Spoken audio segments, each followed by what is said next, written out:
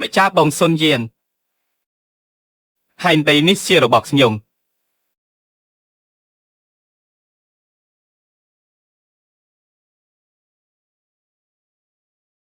មិននឹកស្មានថាអ្នកស្លាប់ដោយមិនដឹងខ្លួនបែបនេះសោះនិយាយចាប់ពិតទៅ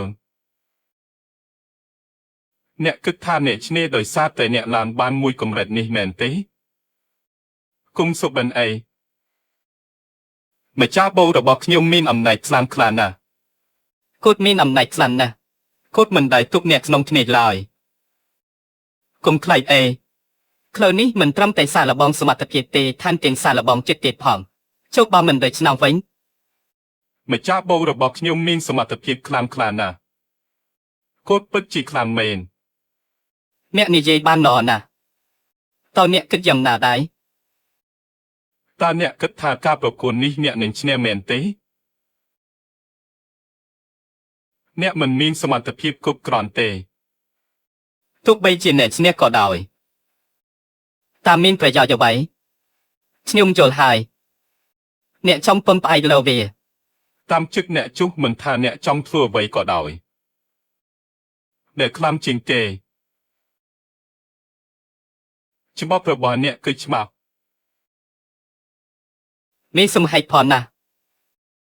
តើអ្នកគិតថាអ្នកខ្លាំងមែនទេខ្ញុំបានฝึกហាត់អស់រយៈពេល30000ឆ្នាំមកហើយតើអ្នកមានសមត្ថភាពប៉ុន្មានសមត្ថភាពមែនទេខ្ញុំមិនខ្លាចអ្នកទេ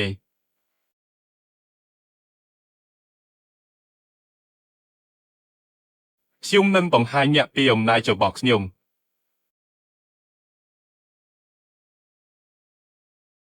សូនសានសេខ្ញុំបានฝึกហាត់អស់រយៈពេល30000ឆ្នាំមកហើយខ្ញុំដឹងពីអ្វីគ្រប់យ៉ាងគ្មានអ្វីដែលខ្ញុំមិនដឹងនោះទេតើអ្នកអាចធ្វើអ្វីបានមកទីនេះ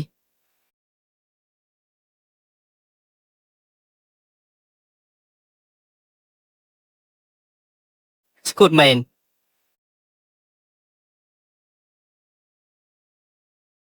ខ្ញុំគិតថាវាគ្រាន់តែជាការសម្ដែងរបស់អ្នកប៉ុណ្ណោះអ្នកហ៊ានធ្វើបែបនេះមែនទេអ្នកហ៊ាននិយាយបែបនេះមែនទេតាបងអ្នកមិនជឿខ្ញុំទេខ្ញុំចង់បង្ហាញអ្នកខ្ញុំនឹងបង្ហាញអ្នកពីអំណាចរបស់ខ្ញុំ